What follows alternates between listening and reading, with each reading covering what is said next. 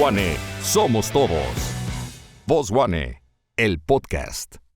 De acuerdo con datos del INEGI, en las últimas estadísticas emitidas en septiembre del 2022, a propósito del Día Mundial de la Prevención del Suicidio, en el 2021 las estadísticas de mortalidad reportaron que, del total de fallecimientos en el país, aproximadamente 1 millón es relacionado con casos de suicidio.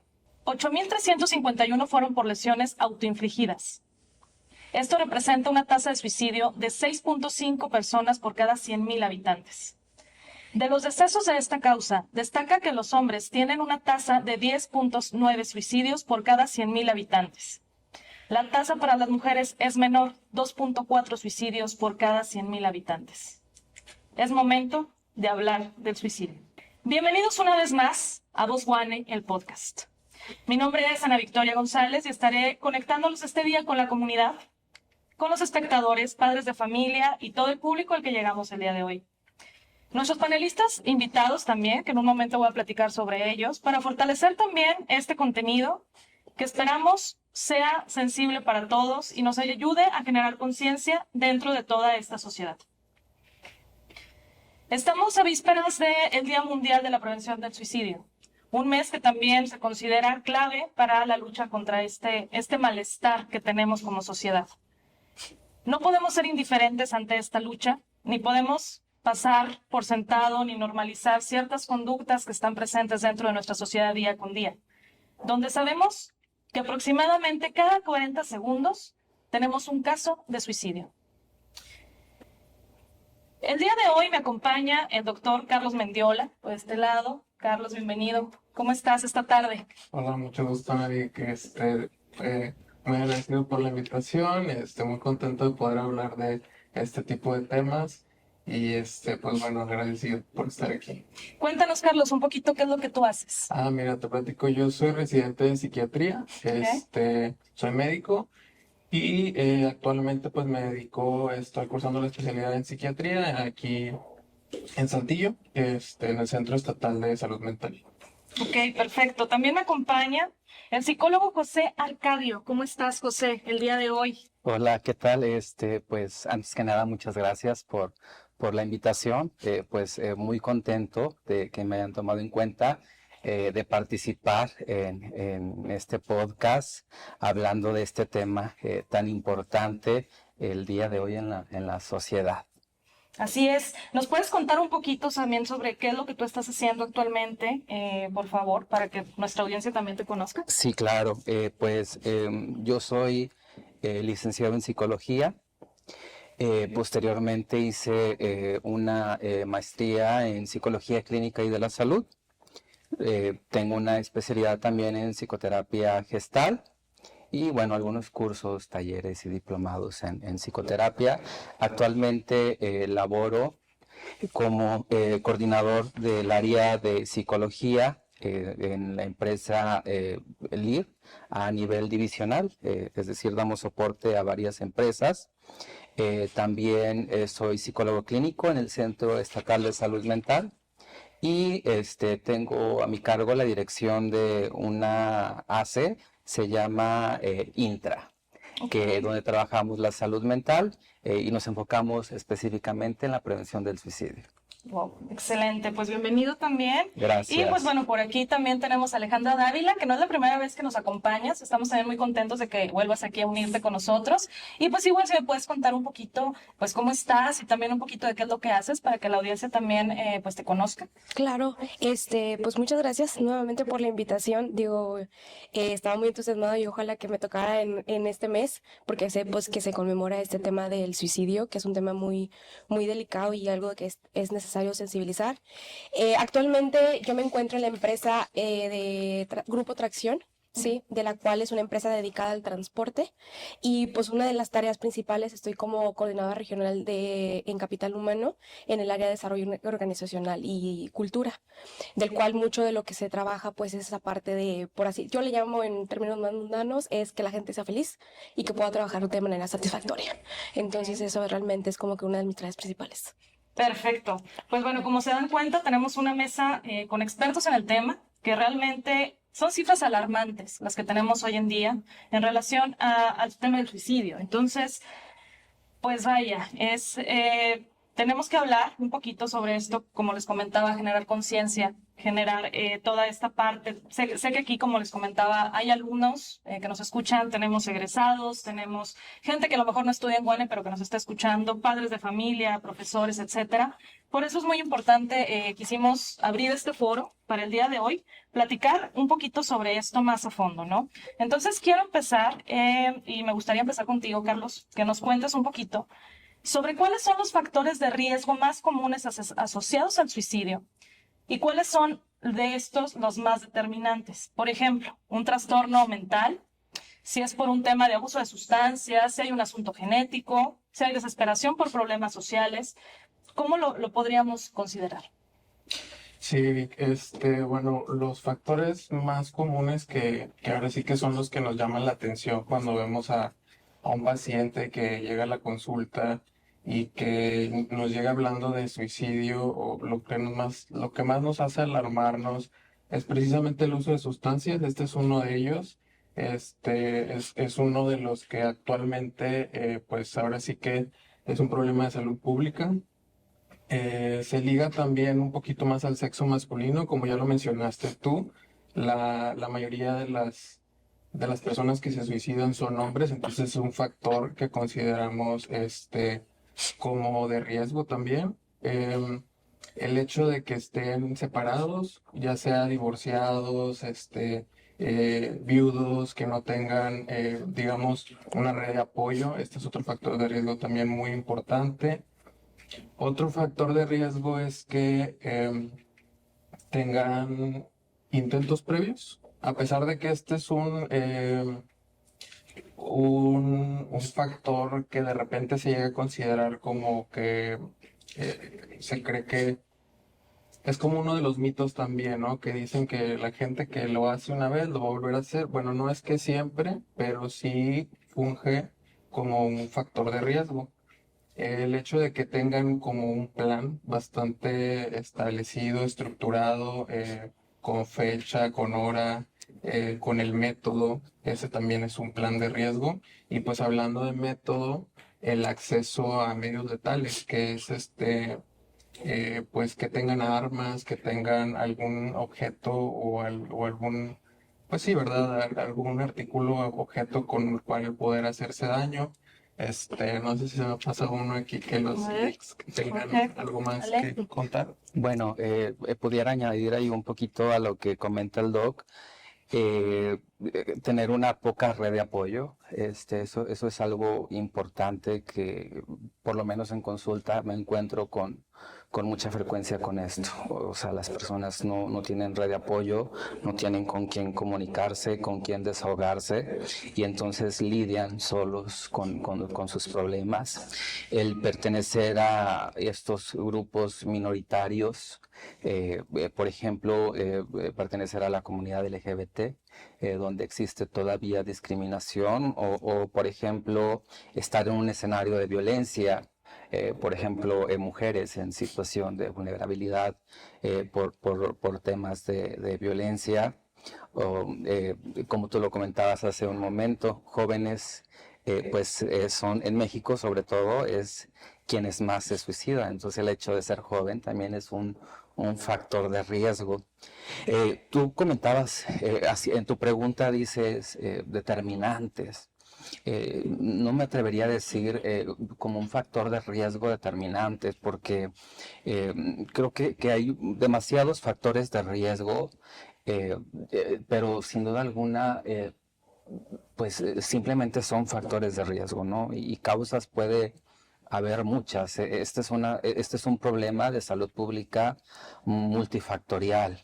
Entonces, pues si supiéramos cuáles son los factores de riesgo determinantes y la causa raíz, pues ya no hubiera suicidios, ¿no? Claro, y qué importante es esto, porque fíjense que yo he escuchado mucho una frase que a veces se normaliza mucho, que dice, por ejemplo, es que quien lo quiere hacer, lo va a hacer, no te va a andar avisando, ¿no? ¿Tú qué piensas de este tipo de frases, Ale? Que a mí se me hacen totalmente fatídicas porque hacemos de lado una señal de un foco rojo de alguien, ¿no? Claro, y eso es parte como de esos mitos que creamos o en la sociedad, el decir, el sobrealardear ciertas situaciones cuando exactamente ni siquiera hacemos caso a los registros de es el segundo causa de muerte. Claro. O sea, desde ahí es como el decir, ok, si lo dices es porque no lo haces. No es como el perro que no ladra. O sea, eso es un tema en el que te está avisando y la verdad hay muchísimos casos en los que lo dicen y lo avisan de 10 maneras distintas y aún así no son escuchadas. Y al final lo pasa y al final terminamos con, es que no sé qué pasaba. Claro, Y claro. entonces de ahí digo, de acuerdo, también estoy completamente de acuerdo en el que no hay un factor específico. No hay algo que realmente nos guíe. Lo que sí pienso que mucho tiene que ver con la tolerancia a la frustración. ¿Sí? Y el hecho en el que realmente ahí cómo tratemos nuestras emociones, ¿sí? Pero en el que, es que todas las personas que consumen alcohol son propensos o pueden llegar al tema, pues no, pues ¿cuántos alcohólicos hay hoy en día? Y no es exactamente, sino es qué carga emocional tienen hasta que lleguen al punto para tomar la decisión de llegar a esto y que no encuentren otra salida más que quitarse la vida. Sí, fíjate, eso es algo bien importante porque, por ejemplo, mucha gente diría así como, oye, es que es alguien que simplemente quiere dejar de vivir, ¿no? Pero realmente es alguien que está tratando de acabar con un sufrimiento, emoción, que quiere escapar, ¿no? De una realidad que no tiene otros medios o no sabe cómo manejarlos, ¿no? Entonces a mí me gustaría igual, si me pueden contar un poquito, cómo es que afecta el suicidio a nivel social y emocional también a las ciudades y a las comunidades. Porque creo que también ahí empezamos a entrar como en estos factores de decir, oye, si tengo un caso cercano, si empiezo yo a detectar ciertos comportamientos, como esto que empiezan a dejar una lista, que empiezan a dejar de, oye, aquí está mi perrito, si algo me pasa va a ser tuyo, cosas así, ¿cómo podemos nosotros empezar a analizar eso, ¿no? ¿Cómo afecta a nivel social, a nivel emocional y a nivel comunidad? Fíjate que tocas un tema bien importante. O sea, el suicidio no se puede ver como un problema individual. Muchas de las veces, todavía, yo creo, no sé, la colega, el doctor, no me dejarán mentir, todavía cuando alguien se suicida, vemos en redes sociales, ¿por qué lo hizo? Es un cobarde, ya no quiso enfrentar sus problemas, cuando creo que la pregunta debería de ser, ¿qué hicimos como sociedad, no? Por ahí en algún momento existió un sociólogo, Emily Durkheim, que habló mucho sobre el suicidio. Y entonces él decía que el suicidio es una sociedad que se suicida a través del individuo. Entonces, el suicidio es un problema de salud pública en el que nos afecta a todos como sociedad, pero así como nos afecta a todos como sociedad, todos somos parte de la solución. ¿Ok? Eso es importante como señalarlo. Definitivamente que el suicidio pues no termina con los problemas de la persona, porque pues va a dejar muchas cosas inconclusas, y otra deja pues mucho dolor para la familia, y también pues mucho estigma hacia la familia, ¿no? Los medios de comunicación juegan un papel importante pues imagínate que la familia vea un periódico, vea una nota de Facebook y vea a su hijo, a su hija, su familiar colgado en un árbol, ¿no? Claro.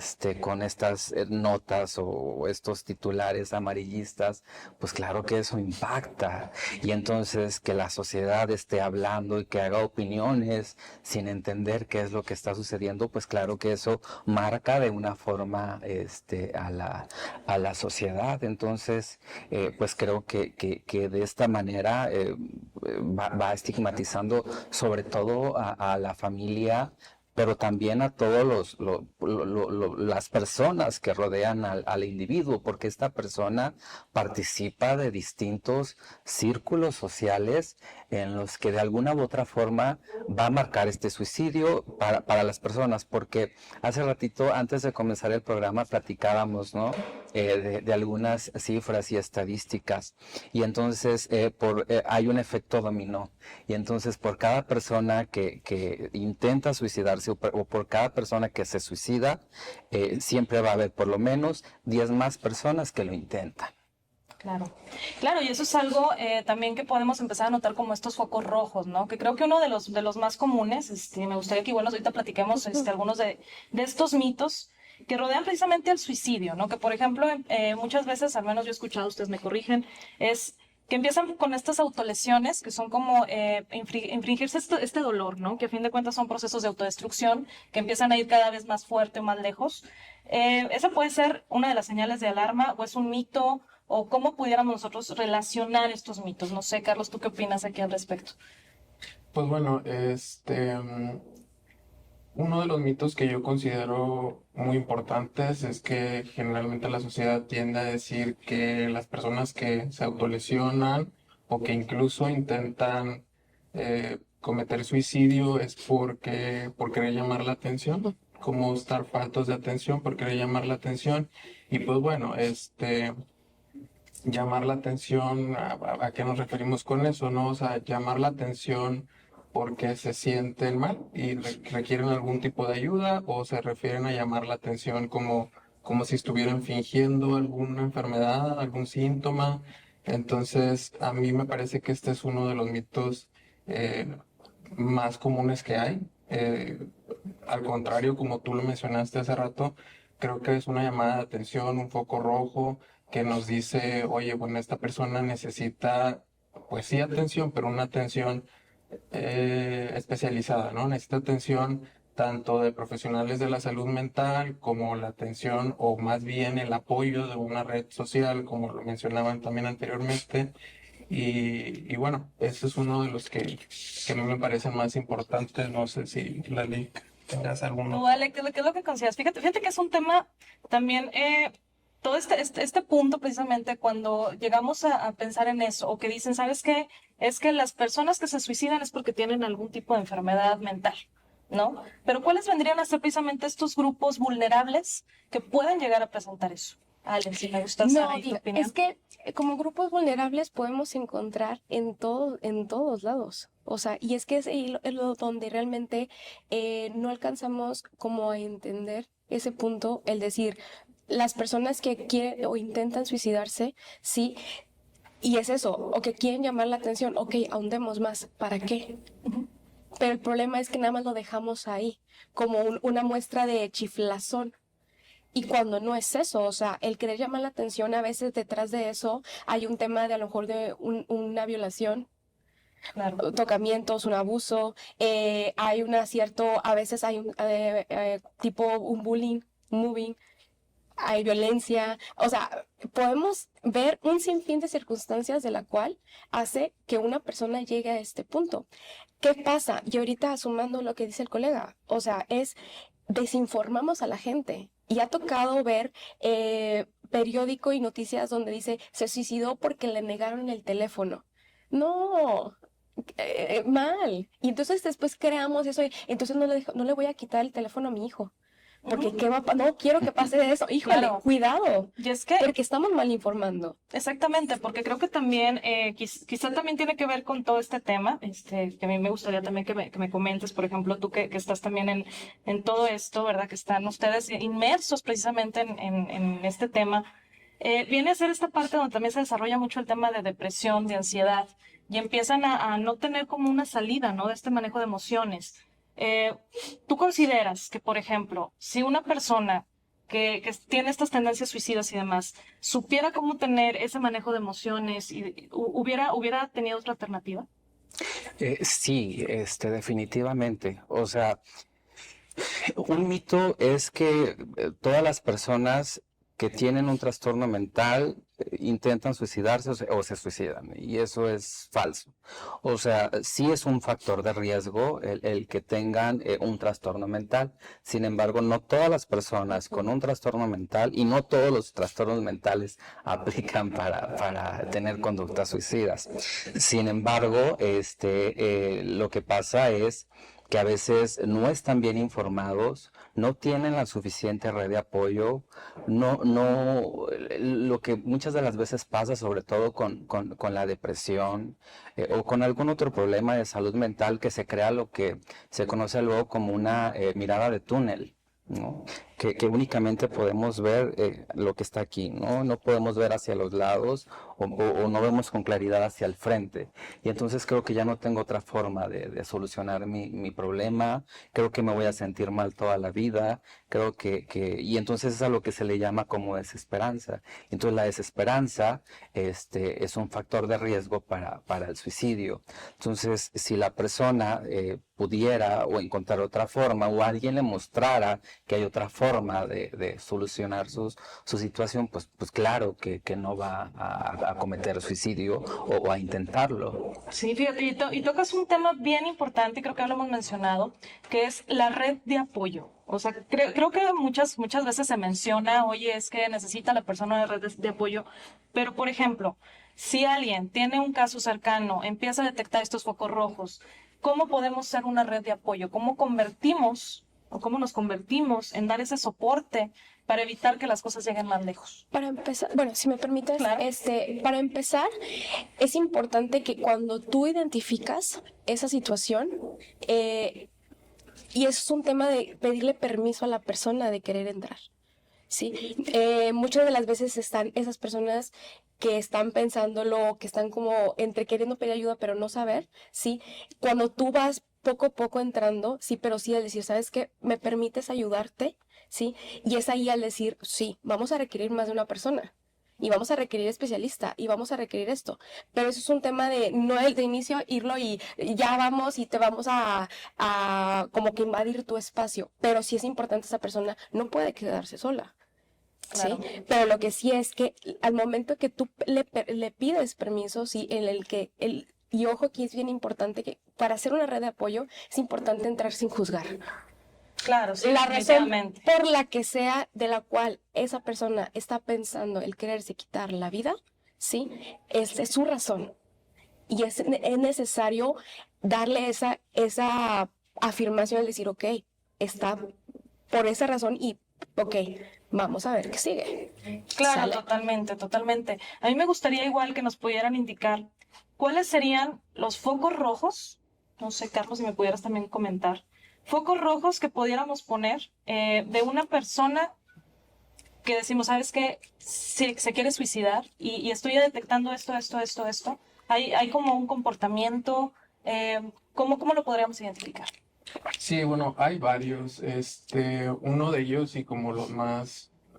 Hace rato mencionaban la palabra determinante también para los factores de riesgo y bueno, dijimos, a lo mejor no hay uno determinante, pero sí uno de los que más llaman la atención en cuanto a foco rojo, hablando de conducta suicida, son estas personas que empiezan como a despedirse, empiezan a hacer cartas, empiezan a hacer trámites legales, empiezan a conseguir, digamos, las herramientas o lo que van a utilizar para suicidarse. Entonces, pues este puede ser uno de los focos más importantes si detectamos que hay como estos cambios, ¿no?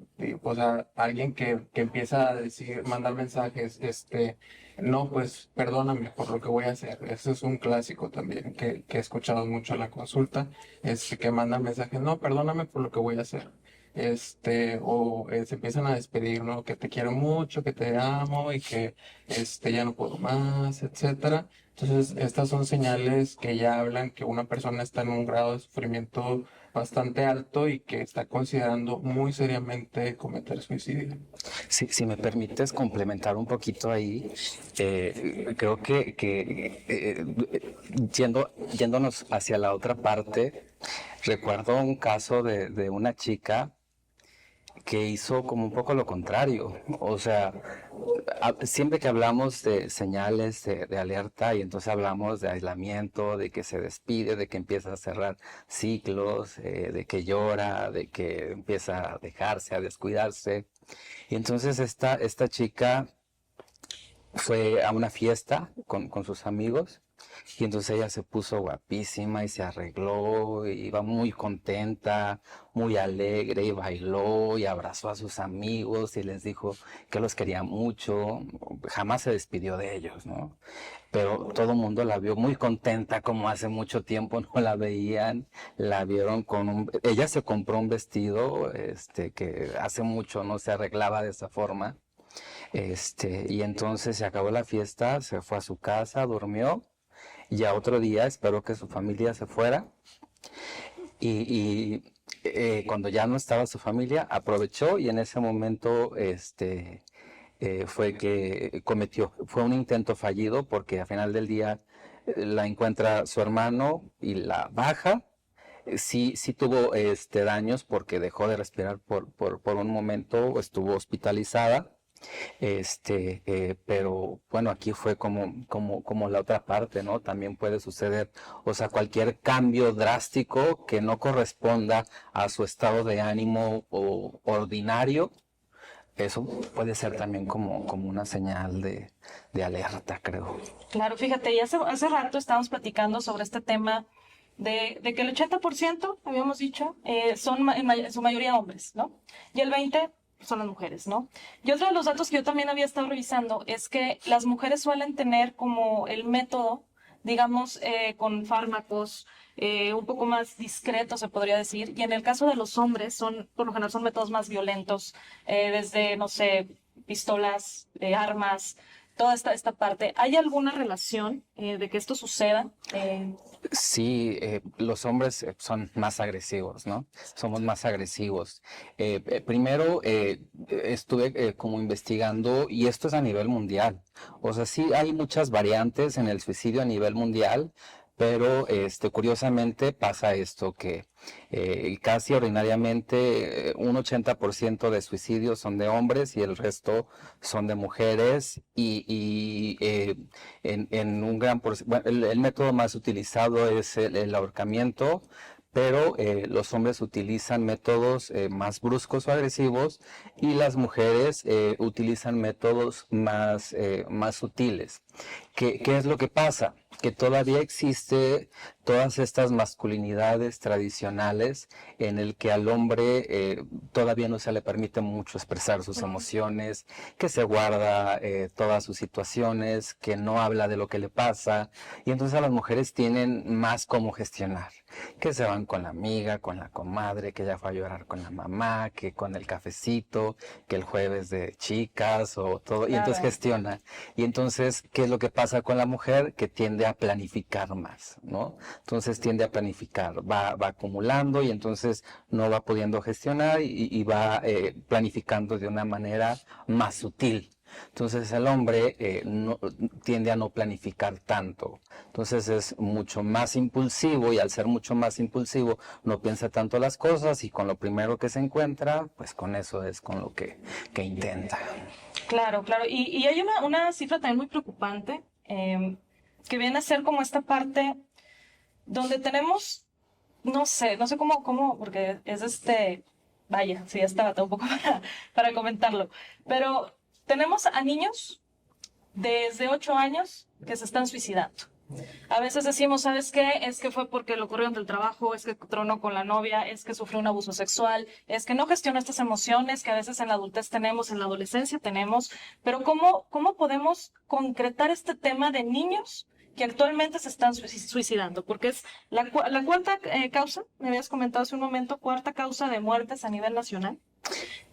Tenemos también cifras entre niños de 8 a 11 años que están cometiendo suicidios. ¿Esto cuál sería como este factor? Porque veo que no es algo que digas, es algo que se desata de cierta edad o por ciertas situaciones. Creo que todos estamos en riesgo, ¿no?, de llegar a tomar este tipo de decisiones. Pero ¿qué es lo que detona en los niños? Híjole, yo ahí me gustaría comentar que es algo muy crudo y muy difícil, pero es algo que vemos todos los días. Lo que más yo he visto en niños es la violencia, en todas sus formas realmente. Violencia, llámese desde la física que conocemos, a través de golpes, pero muchos otros tipos, ¿no? Hasta violencia tipo abandono, negligencia, o sea, son niños que muchas veces no estudian, no van a una escuela, por ejemplo, no tienen lo indispensable básico, no se alimentan como deben de alimentarse. Y de alguna manera estos niños, digamos que se les ha ido enseñando como si no tuvieran valor, podríamos ponerlo así. No se les dan los cuidados necesarios, no se les da el afecto necesario, y por el contrario, se les violenta. Entonces, de alguna manera, digo, en esas edades tan tempranas a veces los niños ni siquiera saben todavía qué significa morirse, pero ya saben o ya perciben que a lo mejor no son importantes para su familia. Y esto es algo pues bastante difícil y que sí los marca mucho y que incluso aunque de niños no siempre tengan este tipo de conductas, probablemente ya en etapas o en edades más avanzadas pudieran tenerlas. Y sumando a lo que comenta el doctor, un niño está aprendiendo a conocer sus emociones. A veces realmente todavía, y eso es lo que los padres es importante que aprendan, a cómo le enseñan a los hijos a entender sus emociones para poderlas expresar. Entonces, cuando viven en constante violencia, cuando viven en situaciones en el que todo es agresión, eso ellos creen que es la vida que les corresponde o que les tocó. Entonces, ¿qué más saben? ¿Qué otra manera de expresarse les han enseñado? Ninguna. Entonces, ¿cuál es? Pues hasta aquí tiene un inicio, tiene un fin. Claro. Y exactamente, es muy cruel, es muy difícil, pero es la realidad. Fíjate que agregando un poquito, me acordé de algo. También a veces creemos que o sea, la violencia pareciera como que es como en una dirección, ¿no? O sea, alguien violenta al niño, alguien abandona al niño, alguien no le da de comer al niño, pero a veces el niño también experimenta la violencia en general del entorno. Por ejemplo, a veces el niño no siempre lo violentan directamente a él de manera física, pero sí a la mamá. El papá a la mamá es como un clásico. No por estereotipar, pero es algo muy común. Y entonces, pues este es otro tipo de violencia, ¿no? Indirecta, entre comillas, pero al final es violencia y es muy importante. Claro, y fíjense, hay muchas víctimas que sobreviven precisamente a los intentos de suicidio que comentábamos hace un momento. ¿Y cómo es esta parte donde ellos vuelven a la reinserción a la sociedad? ¿Es posible? Que ellos ya, vamos a decir, como la chica que comentabas, que es afortunadamente un intento fallido. Conozco yo algunos casos donde llegó a ser como esta parte donde lo intentaron una vez en intento fallido y meses después volvían a intentarlo hasta que desafortunadamente sucedió. Ese es un caso que sí conozco. Pero ¿cómo le podemos hacer con estas personas que tienen intentos fallidos y que afortunadamente pueden hacer una reinserción en la sociedad? ¿Cuál es como ese proceso que se puede seguir? Bueno, aquí juegan un papel muy importante todo el equipo interdisciplinario que atiende, bueno, en este caso la salud y la educación. Creo que juegan un papel fundamental dependiendo en qué esferas, el trabajo también, en qué esferas se mueva la persona. Por ejemplo, hay una persona que intenta quitarse la vida, se intoxica y entonces va al hospital y le hacen un lavado gástrico y lo regañan y la mandan a su casa. Pues entonces esa persona muy probablemente va a volver a intentarlo, ¿no? Claro. O sea, esa persona no debería de salir del hospital hasta que salga con un plan de tratamiento para que, afortunadamente, la ciencia ha avanzado mucho. La salud, pues no se diga, y la salud mental también ha avanzado mucho. Existen tratamientos desde la psiquiatría, desde la psicología, basado en evidencia, que afortunadamente, pues eso, tienen mucha evidencia para poder apoyar a las personas. Aquí lo importante es pues la detección oportuna y la atención oportuna. Entonces, como profesionales de la salud mental y como familias también, cuando se detecta, pues hay que canalizar de forma inmediata para poder trazar un plan de tratamiento y poder acompañar adecuadamente a esa persona, ya sea desde casa, desde un plan de tratamiento ambulatorio o desde un tratamiento hospitalario. Sí, claro, y es que es algo muy importante. Digo, sabemos que aquí en México también tenemos esta parte de las líneas de ayuda, tenemos la parte de centros de atención y demás. ¿Cómo ven ustedes el panorama en México, que lo que estamos haciendo, lo que se está trabajando actualmente? ¿A dónde puede acudir la gente en estas situaciones, o alguien que diga, oye, ¿sabes qué? Tengo un amigo y no sé qué hacer, ¿a dónde llamo? ¿Cómo podemos hablar de esta parte? Digo, en ese aspecto hay muchos programas y exactamente existe la línea de ayuda, pero cuando la persona se siente sola, desgraciadamente nada más se queda en la línea, te escucho, pero después ahí, si la persona no agarra la suficiente fuerza como para pedir esa red de apoyo, desgraciadamente se puede llegar a caer nuevamente. Sí, y es ahí donde las líneas de ayuda y también, por ejemplo, los centros de salud están en muy llenos. Te dan una cita cada cuándo. Entonces, la persona en ese momento, esa persona se tiene que atender de inmediato. Y entonces es ahí cuando decir, ok, sí hay muchos programas, pero falta todavía agregar todavía más programas, agregar todavía y darle esa importancia ante las estadísticas para que puedan atender toda esa situación. Pero no la hay. Entonces, sí es importante en ese aspecto en el que, pues, a lo mejor hay llegar y buscar en particular, nosotros como parte de salud, ¿sí? Poder crear más centros de ayuda, ¿sí? Y todos convertirnos en una red de apoyo. No solamente tiene que ser también a base de un centro, sino también nosotros mismos como personas dar y dejar de juzgar las situaciones y mejor meternos a querer ayudar y escuchar a las personas. Bueno, ahí comparto un poco con la colega y difiero también un poquito, definitivamente, o sea, creo que la salud mental nos corresponde a todos, ¿no? Primero, tiene que haber un autocuidado de la salud mental y segundo, pues no es algo que únicamente le corresponda al gobierno, digo, al gobierno, sí, por ley, pues tiene que garantizarnos el acceso a la salud. Pero en ese sentido, por ejemplo, como la línea de vida, la línea de la CONADIC, el programa Contacto Joven, la línea de la UNAM, muchas escuelas de psicología. El coma de la UAS. Ajá, muchas escuelas de psicología están abriendo sus líneas. Estas son de intervención en crisis. O sea, no son de tratamientos psicológicos, sino son para hacer propiamente intervención en crisis. Uh-huh. Sin embargo, pues hay muchos organismos de la sociedad civil, como Intra, por ejemplo, como Tómate un Café Conmigo, como hay muchos colectivos también que aportan desde su trinchera, no solamente enfocados propiamente desde la salud mental, desde el arte, desde el deporte, que aportan y suman mucho, pero también algo que me parece muy padre es esta reforma a la ley de salud mental que se está implementando, en el que, por ejemplo, está ayudando mucho a quitarle este estigma a la salud mental. Que en Coahuila, por ejemplo, en Saltillo, ¿no? A veces que no voy en coche al Sésame y voy en taxi, le digo, me lleva al Sésame.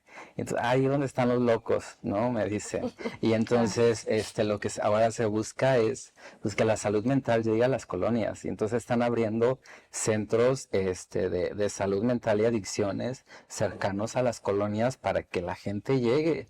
Que lo tengan ahí, que no tengan que ir a una consulta al Sésame y eso dejarlo como para un segundo o tercer nivel y que haya un segundo nivel en estos hospitales generales, en las clínicas del IMSS o de IMSS Bienestar, para entenderlo como una situación de salud y no como algo que se tiene como si fuera lepra, ¿no? Hay que atenderlos allá a la orilla, como algo como completamente alejado. Entonces, sí hay mucho de dónde agarrar, pero creo que lo más importante es, y lo más importante, todos como personas tenemos que buscar capacitarnos, así como es primordial saber sobre primeros auxilios. Tenemos que saber sobre primeros auxilios psicológicos. O sea, eso no es propio de psicólogos, esto es propio de todas las personas para poder ayudar a una persona.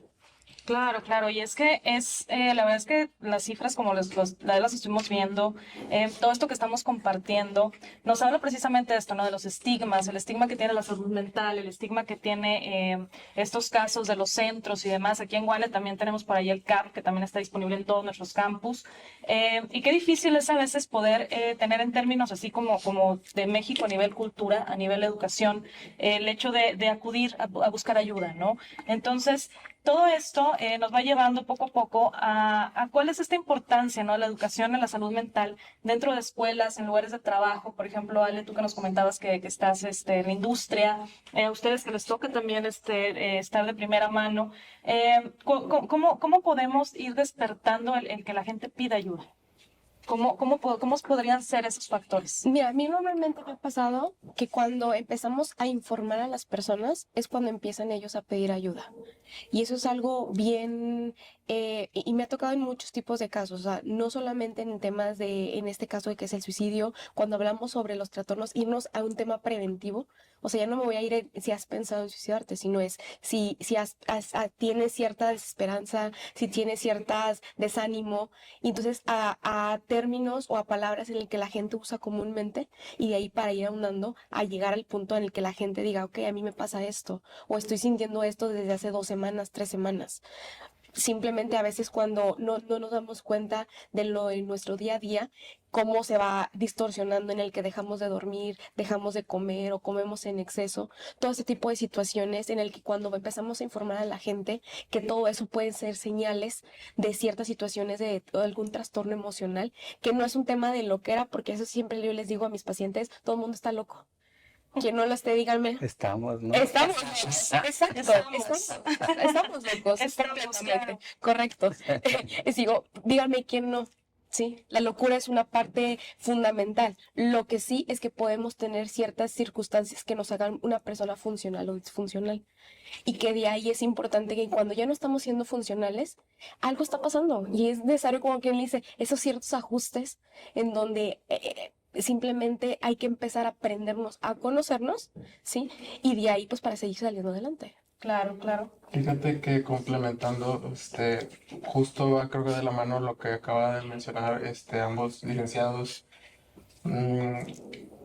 Algo que es muy importante, el licenciado acá hablaba de los primeros auxilios psicológicos, que es un tema de, pues, para todos, ¿no? No para profesionales de la salud mental específicamente. Algo que es muy importante es la psicoeducación. La psicoeducación, pues es esta manera en la que pues, precisamente educamos, valga la redundancia, sobre temas de salud mental, y creo que esto es algo importante agregarse ya a los programas que existen educativos, o sea, dentro de las escuelas. Por ejemplo, digo, este espacio, ¿verdad?, del podcast, precisamente estamos en una institución educativa, siento que puede ser de mucho provecho.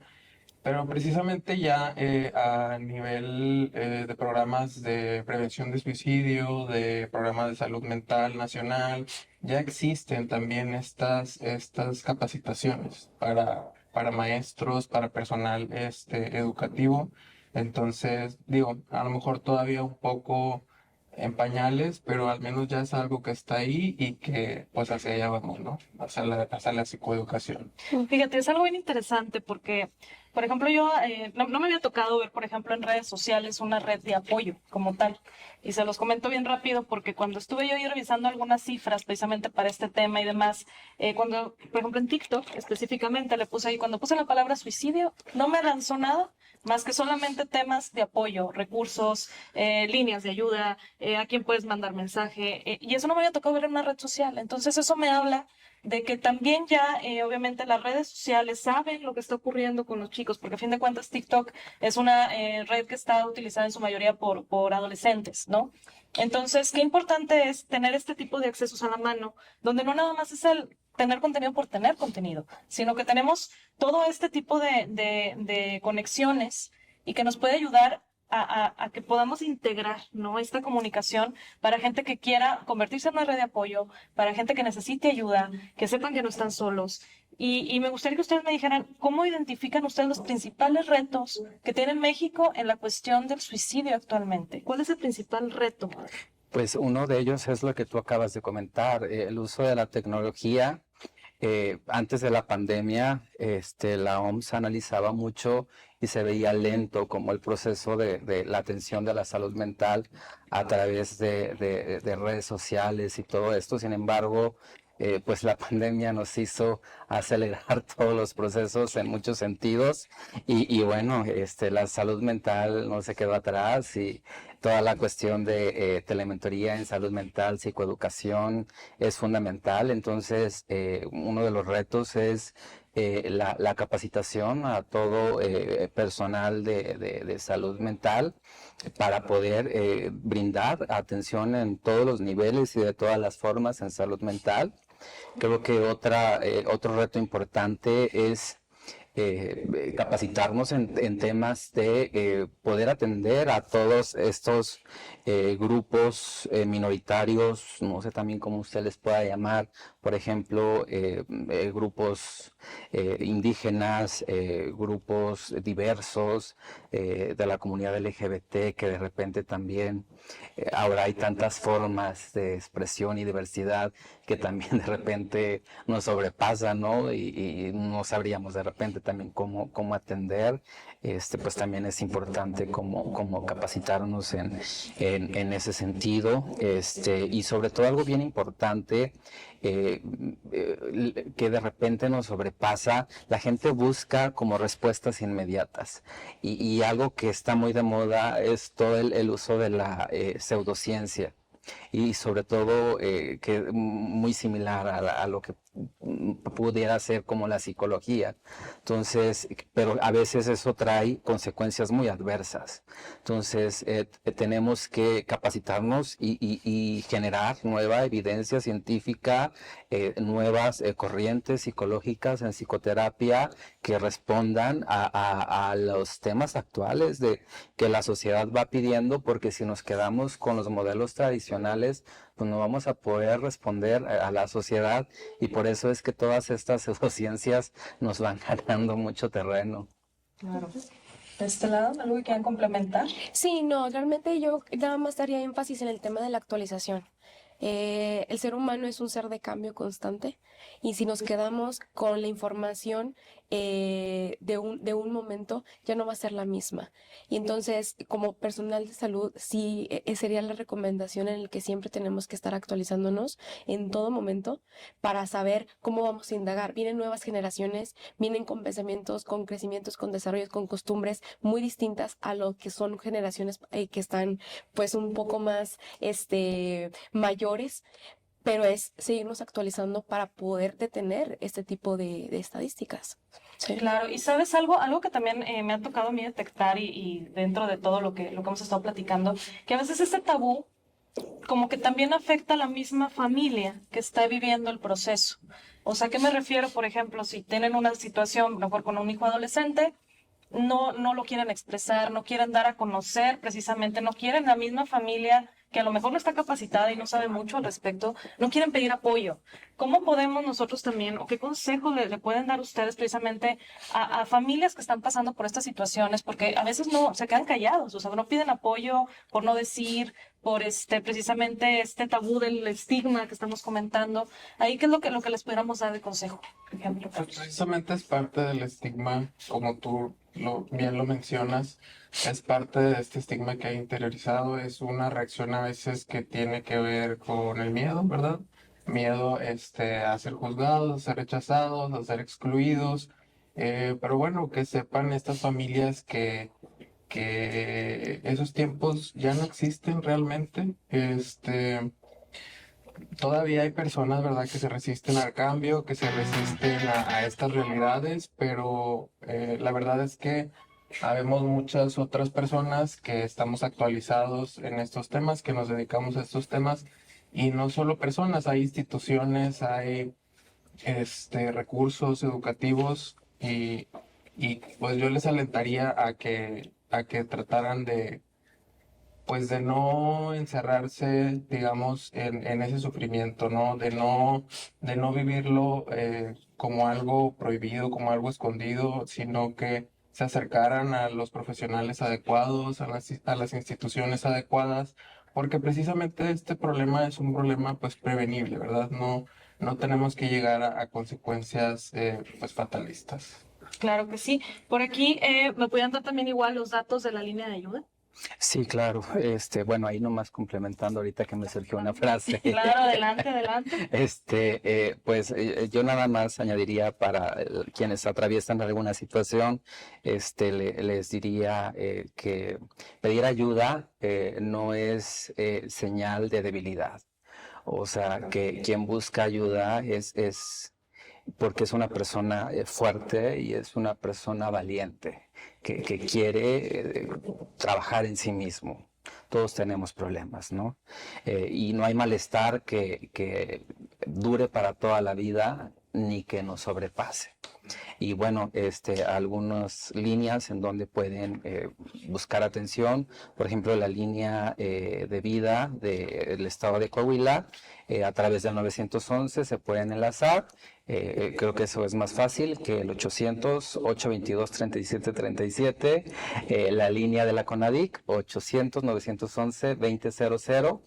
El contacto joven, es para directamente jóvenes atendiendo a otros jóvenes vía WhatsApp. Ese lo pueden encontrar ahí por Facebook. No tengo por ahí el número de contacto, es un teléfono de WhatsApp. Envían la palabra contacto y un joven se pone en contacto con ellos para poderles brindar atención. Esos son los que yo recuerdo ahorita de momento. ¿Algún otro que quieran complementar? Digo, no, nada más yo quería complementar con exactamente toda esta situación es completamente prevenible y a mí me ha pasado, tuve un caso donde una persona ya aproximadamente unos 34 años se intentó, también fue un intento fallido y de repente llega un punto de que cuando despierta la persona no se acuerda.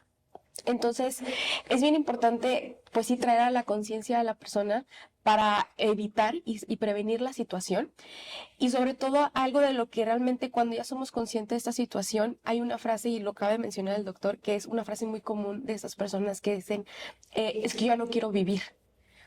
Y entonces, ahí es bien importante siempre agregar una última palabra, que es el ya no quiero vivir así. ¿Para qué? Para que cambiemos el giro hacia de qué manera sí quisieras vivir. ¿Sale? Claro. Entonces, con eso es algo de lo que realmente sí es importante el redefinir en la manera en cómo vamos a tratar este tipo de situaciones. ¿Sale? No, pues nada más recordar las instituciones, los recursos que hay actualmente, los que nos podemos acercar. Ya mencionaron algunas líneas telefónicas, pero existen otros servicios como el DIF, como el Centro Estatal de Salud Mental aquí en Coahuila.